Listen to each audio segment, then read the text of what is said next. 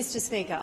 Call the member for Whitsunday. Thank you, Mr Speaker. I rise to contribute to the Appropriations Bill and in particular outline my concerns that have been shared by my colleagues around the budget cuts of infrastructure spending by $4 billion and the need for this government to borrow to pay wages just to keep the lights on, a government that sells itself an asset to itself. Nothing more than creative accounting is what I think many across our state would be thinking after the handing down of the budget. I'd like to touch on first the portfolios that I am responsible for, including child safety and in the interests of child protection. Pause the clock. Minister for Education, the member for Nananga will cease you quarrelling across the chamber. I call the member for Whitsunday. Thank you, Mr Speaker. I'd like to first address the budget for child safety that's been allocated, and this budget outlines, and I do share the views of the Leader of the Opposition today that did express our support for the increase in the frontline workforce of child safety workers, an additional 154 frontline workers over the next 2 years, and accordingly I encourage the Minister to engage significantly across the child safety sector to ensure that the culture and the policy position is set to ensure that that funding is utilised in the way that is going to protect children. I'd also like to encourage, though, the Minister to consider greater additional funding for foster carers and also frameworks and structures that help support those across our community that want to engage. And when I speak to foster carers and those undertaking applications, Mr Speaker, when it takes over a year and a half, it takes longer, in fact, than it does to fall pregnant and deliver a child to become a foster carer in this state. I think there is room for improvement. We have willing and able community members out there that have a lot to give, and we need to do a lot better in that space. I'd also like to touch on the domestic violence portfolio, and it is very pleasing to see that the government releases a statement for women, and it's also pleasing to see that they also adopt the Morrison approach to economic security and safety for women, as we saw them deliver earlier this year the most significant budget for women allocated. So very pleasing to see the alignment of the Labor state government to that of the federal Liberal National Party, who are investing in women's security and safety. What was disappointing to see in this state Labor budget in the protection for women is only a new commitment of $7.5 million per year over the next 4 years. A statement of $30 million could be seen as bolstering what is a desperately needed, underfunded segment of service in domestic violence, Mr Speaker. But what was disappointing is when you compare this state's contribution to that of Victoria, who've contributed significantly to domestic and family violence as well, it leaves the sector wanting.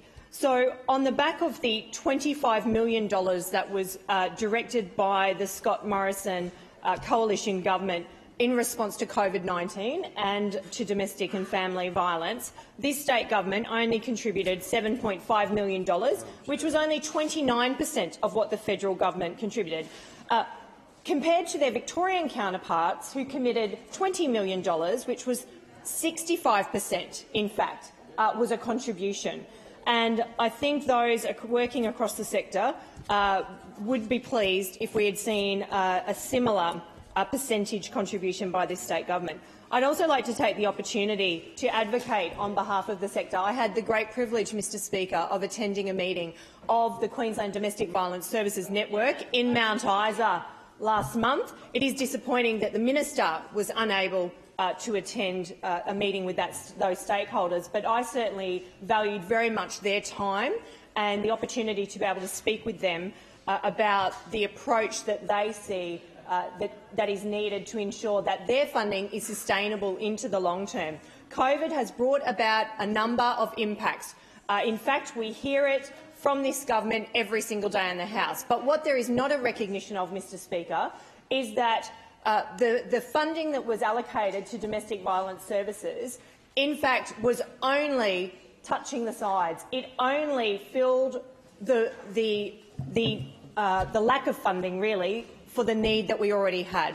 COVID has made that worse, and we need to see an increase in funding, in core funding, to support those services each and every year over 4 years, so that they can have certainty about retention, strategies for their staff, workforce development, upskilling, and to deal with the complex issues that we are seeing day in, day out. I'd like to recognise the high-risk teams that take a coordinated approach and are working well across the state, but where we see an increase in funding, we would be able to help more women and children and others that come forward after experience trauma or domestic and family violence. I'd also like to outline in my own electorate that Mackay and the Whitsundays, my electorate starts in the northern beaches of Mackay, which is the fastest growing part of the Mackay local government area, right through to north of Airlie Beach. And we contribute significantly to this state economy. What is disappointing is the lack of investment in infrastructure projects across regional Queensland and across the Whitsundays and Mackay, the lack of economic infrastructure that leaves regional Queensland wanting. And I've heard many ministers stand in this House and quote the Bruce Highway. Well, when we see a $4 billion cut to infrastructure funding, and the state government is already behind, $6 billion behind in funding maintenance for the Bruce Highway, I invite the ministers to come and drive my part of the Bruce Highway, like our Shadow Minister, the member for Chatsworth, has.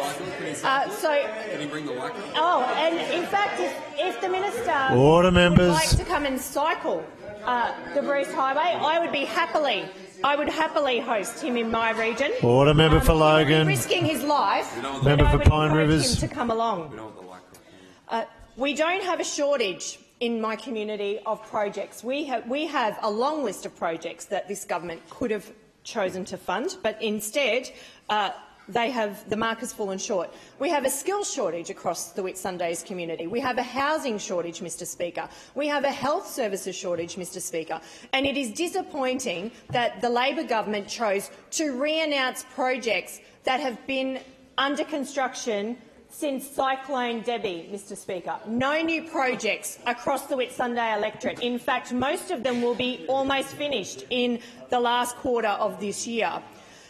To see a re-announcement of the Mackay Ring Road and upgrades to the Bruce Highway that I can drive, the Ring Road is finished. We can proudly announce it's finished. It's actually been opened, but yet it's in the budget. It's in the budget. So But yet the feasibility study for the Mackay-Bocasia Road upgrades, Mr Speaker, have been pushed out in the forward estimates to 2023-24.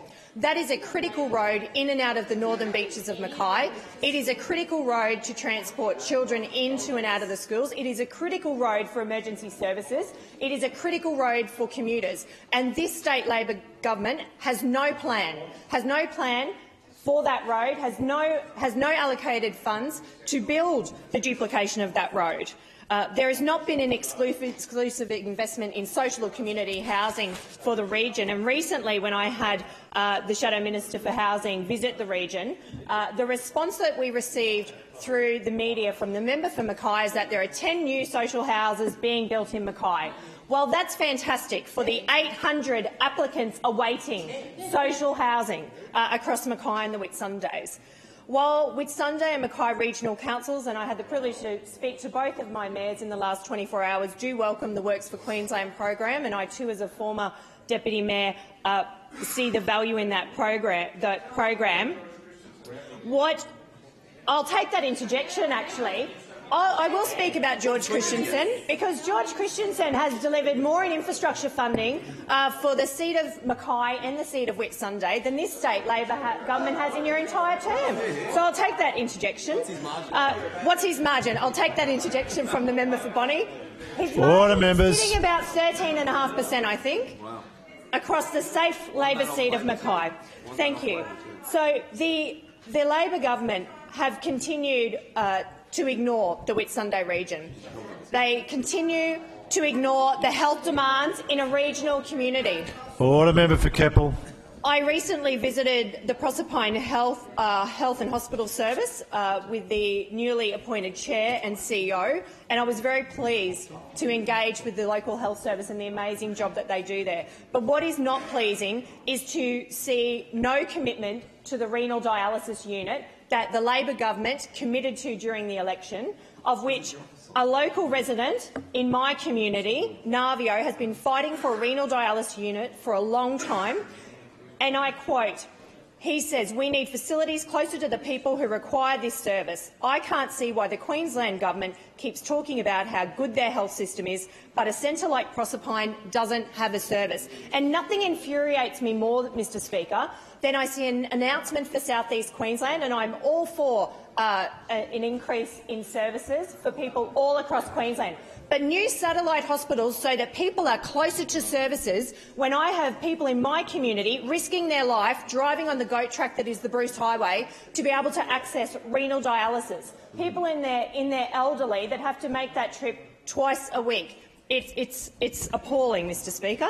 I'd also like to touch on the announcement that was made for the Resources Centre of Excellence, Mr Speaker, that's outlined there in the budget. It's a fantastic facility. It too is open.